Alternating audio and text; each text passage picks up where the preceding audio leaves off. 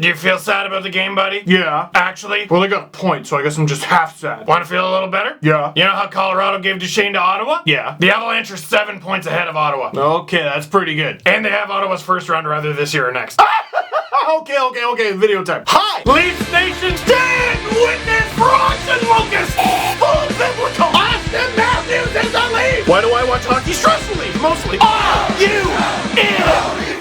Leafs! Half win, 4-3 in overtime to Colorado.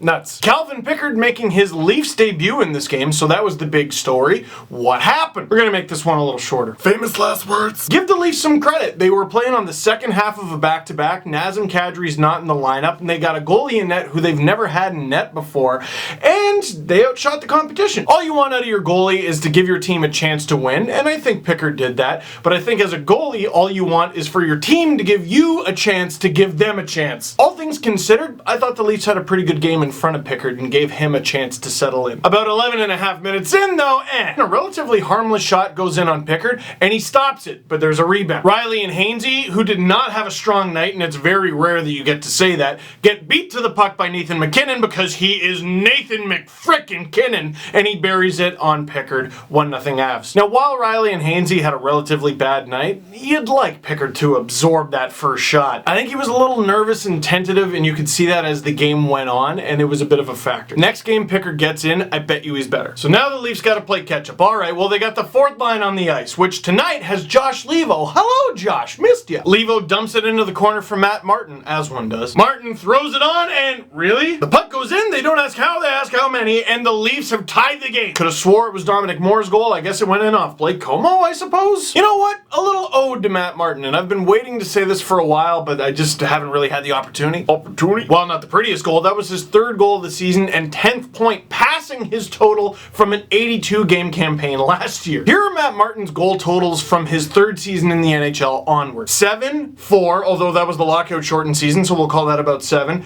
8, 8, 10, 5 last year, and 3 so far this year. So yeah, we are talking about a guy whose career high is 19 points. But let's just be honest, you know, we complain about not being able to get Josh Levo in the lineup every night, and Kasperi Kapanen and guys like that. But with the exception of a few not so smart penalties this season, Matt Martin's been having a fine season. Generally not a defensive liability and just having ideal fourth line shifts.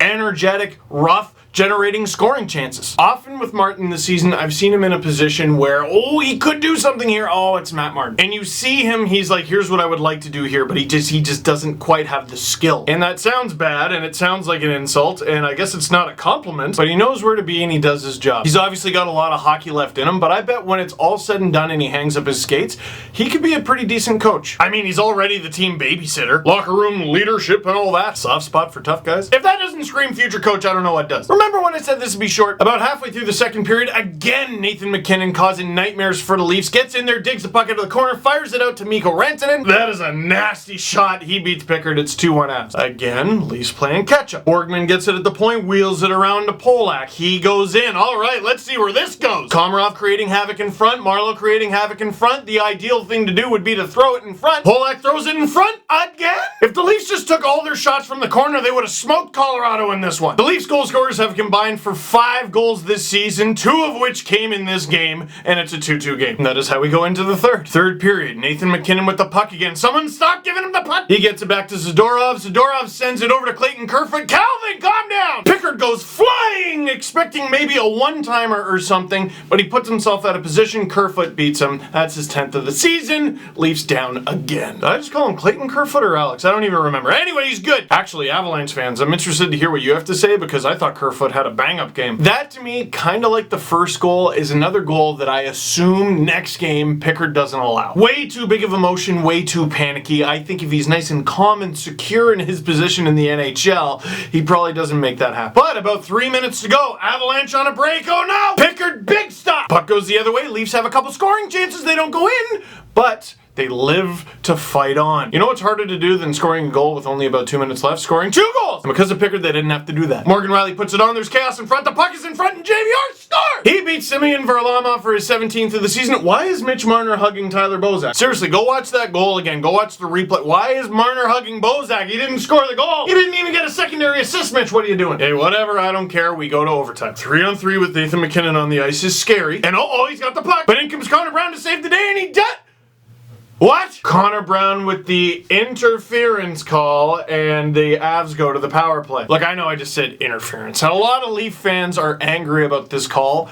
I want to know what you think. Ooh, pray for the comment section. Look, I've watched that 1,000 times, watched it in real speed, and I watched it in slow motion. I'd call it a bit of a softie. I watched it and I'm like, I don't know. But doing my best to take off my Leafs glasses, which is hard for me, it's an iffy call, but it is callable. Babcock didn't like it. I didn't like it, but I guess I get it. Leaf fans screaming that it got called, and if it doesn't get called, you probably get all the Avalanche fans screaming at you that it wasn't called. I guess the problem I had was that they called it interference. Like, if you wanted to call it a hold or something, that'd be pretty suspect too, but interference? He just had possession. He threw the puck slightly ahead of him to give the puck to himself. And I thought MacKinnon, who is a premier player and premier skater in this league, went down a little easy. It's a super unfortunate call, but unfortunate calls happen. Leafs to the penalty kill. And Pickard giving him chances to win, making saves, Avs hitting the post, and the penalty is almost over. Can they do it? Avalanche with a body in front. Pickard's not screen. He screen shoot. JT Confer waits for the perfect opportunity, beats Pickard. That's the game. So, question of the game, I guess, would you have called that penalty in overtime? But getting away from that, because what's done is done. It's an 82-game season. If we freak out about that every single time, we're going to have a very bad time. The question of the game I would really like to ask you is, what did you think of Pickard in his Leafs debut? What I thought was kind of strange is he flew in the night before, and he didn't know whether or not he was starting. Like Carlisle used to tell goalies the day of when they were starting. Why do coaches do that? I guess you always got to be ready, and honestly, I think Pickard was. He gave the Leafs a chance to win.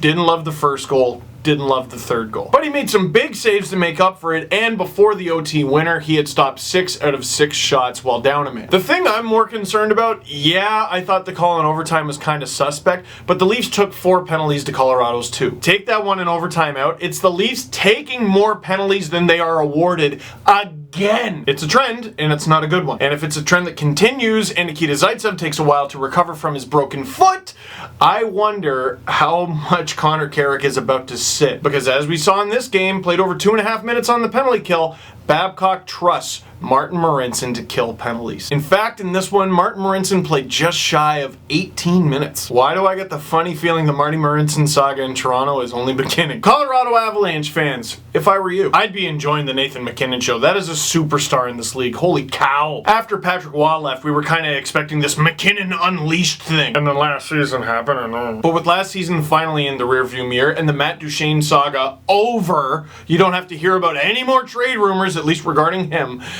Nathan MacKinnon is unbelievable. At very least, he's killing it for my wife's pool. You got a ton of pieces in that trade, good pieces, and you got a bunch of players who are young and about to enter the prime of their careers. Look at the goal scorers in this game. Kerfoot's 23, Comfer's 22, MacKinnon is 22, and Rantanen is only 21. Obviously, you should hope for the playoffs, but I think you should treat this season the way Leaf fans were prepared to treat last season. All right, let's just look for progress. And then second half, that kind of got out of hand. At least that's what I would do if I were you. I will leave you with this Babcock quote from Lance Hornby of the Toronto Sun ahead of their afternoon game against Vegas. Never thought about that, but they're over 12. Bottom line, there's lots of things to do in Vegas, but we're in the middle of 3 games in 4 days. They'll be professional. That was a lesson in subtext, because he didn't end his statement with "or else," but he did. So that is it for this one. Thank you very much for watching. Click like if you like this video. Click subscribe if you really like to. Tell all your friends. I'm going to post a video in one of these boxes. There's an Avalanche fan who took his shot at video blogging, so you should check him out.